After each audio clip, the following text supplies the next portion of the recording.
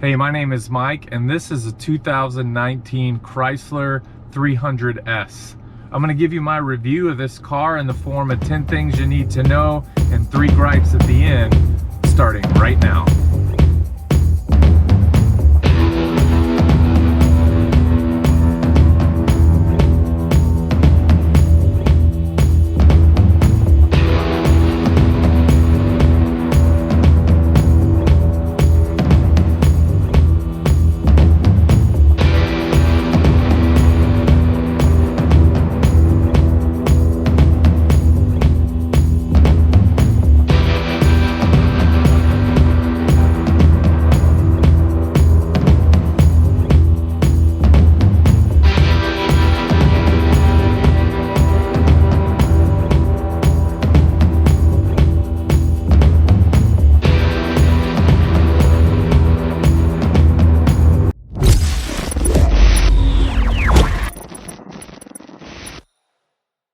My name is Mike. If you're new to my channel, consider checking out the rest of my reviews. I do car, trucks, and SUV reviews.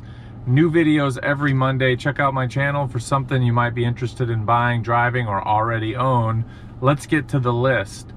Number 10, this 300S has an old school retro style. I really like it. I think it looks good. It's aged pretty well. I think it looks fantastic, but there's an issue with it, and that's simply that this was redesigned to look kind of like this style in 2004.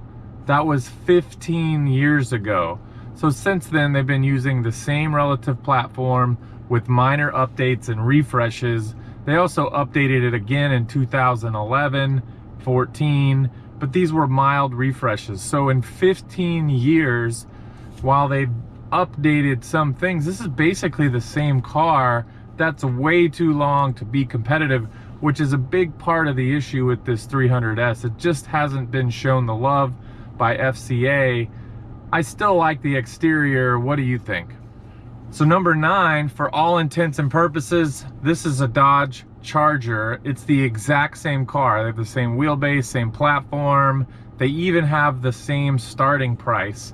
So it isn't like it's an upper level trim or slightly upscale, although I think it is. It has the same starting price. So with the Dodge, you're gonna get a sportier feel. With this, maybe a little more class, a little bit more luxury, but overall it has the same features, same options, the same interior layout. This is a Dodge Charger with a different exterior. Additionally, this is one of only 2 vehicles that Chrysler sells. So they sell this car and the Pacifica minivan, which you can get as a hybrid or as a non-hybrid. The issue is, how can a car brand survive with only 2 vehicles in that make? We'll see what FCA decides to do with Chrysler, but with Fiat really hurting, I can't imagine Chrysler's gonna hold on unless they add some SUV variants to, you know, their setup, but that's kind of why they have the Jeep brand, so we'll see. All right, number 8, this has the V6. So the engine in this car produces about 300 horsepower. It's the Pentastar V6. It also has all-wheel drive, which gets you 0 to 60 in just over 6 seconds. If you go for the optional Hemi, which I suggest you do, it goes with the whole look of the car, you're gonna get closer to 370 horsepower.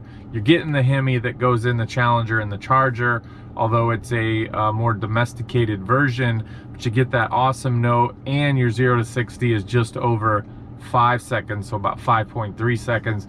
So you can get some mild performance. All right, number 7, it's rear wheel drive. So most of its competition is gonna be front wheel drive.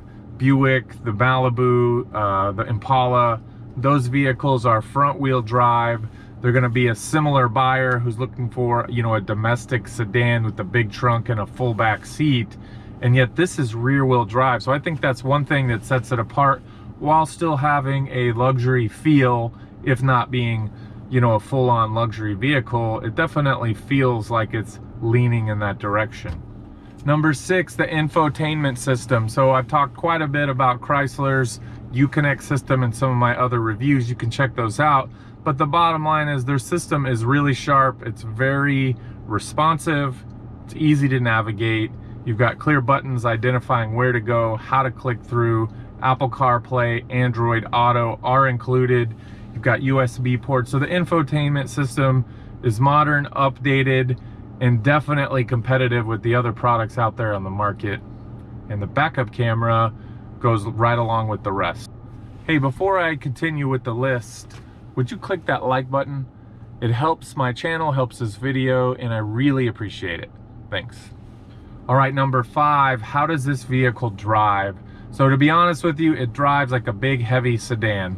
While it does have decent horsepower, and the Hemi would probably feel even more powerful, it doesn't drive sporty. So the 300S does not stand for sporty, in my opinion. Maybe it stands for, you tell me in the comments. But the idea that this is a sport sedan, let me put that away right now. It does have the potential to have some good acceleration, but it doesn't feel tight in the steering. It feels plush, soft, easy to drive. It's also surprisingly quiet. The cabin is nice and quiet and really takes to having, you know, some music or conversation. I really like the cabin, frankly. It feels almost on par with like a Mercedes or a Beamer. You know, you feel that air pressure when you shut the door. So the cabin's very quiet. It's got a nice ride, smooth riding, highway cruiser. All right, number 4, the safety features included in this are pretty comparable to the competition out there. They definitely aren't the best systems, but they're competitive. So let me tell you about them. We've got adaptive cruise control with stop, so that's a big plus to me. Forward collision warning with active braking. Lane departure warning system with the lane keep assist. You get the little clicks in the steering wheel, and the park view rear backup camera, which they consider part of the safety package, which helps you, you know, not back into stuff. So the safety in this vehicle is by no means world-class or top of the line. It's definitely competitive. Again, when you're comparing it to its real competitors, domestic full-size sedans, I think it does a pretty good job. All right, number 3, I mentioned the interior being really quiet, but in addition to that, it's upscale. It looks and feels like a sedan that's better than its price tag. Ergonomically comfortable and well designed. I like the old school clock. Good trunk space. Rear room in the back seat is plentiful, on par with its other competitors. I found it to be very comfortable. The seats back there almost have a kind of a bucket feel. So overall, the interior is nice. It is not competitive with, you know, some luxury brand, but for the money, for $29,500 starting, the interior is pretty nice. All right, number 2, the second thing you need to know is this is without a doubt an endangered species. The 300, Chrysler's down to 2 vehicles. Fiat sales are all the way down. They're doing terrible. FCA has put a huge investment in their truck and the Ram brand and in the Jeep brand, redesigning and launching those vehicles. So will this thing be left as a relic of the past? I don't know, but I hope not. I've got to think that they're working on a new Challenger Charger platform, because the Charger and Challenger have done so well with these iterations of their performance versions. I'm kind of surprised they haven't taken that mentality or that marketing approach to this vehicle, but I gotta think if they're coming out with a new version of those, they're gonna share it and launch a new 300. I kind of hope they do. I really do, with an updated, fresh look, but we'll see. What do you think? Leave a comment, let me know. All right, the number 1 thing you need to know about this sedan is the price. So we're starting at $29,250. Goes all the way up to a starting price of $41,695.